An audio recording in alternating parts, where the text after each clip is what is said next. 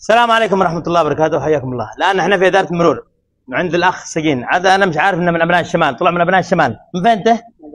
من ريمة. حياك الله. حياك الله، إن شاء الله بإذن الله أن تفرق وتروح عند أسرتك بإذن الله.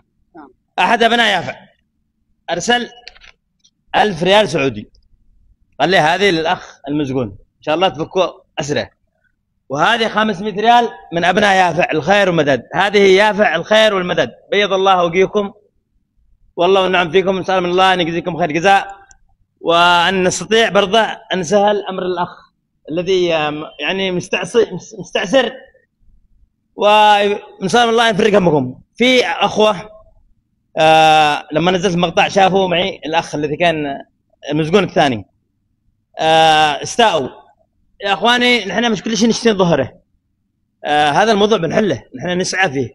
في حصلت مشكله لانه هو غلط والله يديه، صدم واحد وهرب. نحن ساعين يعني نحن يعني شنو نظهر ذا الموضوع عشان تسبوا له؟ يا لومه مش اي حاجه نظهرها او نعلنها. سابوا المضمون وراحوا قفل الذي ما له داعي.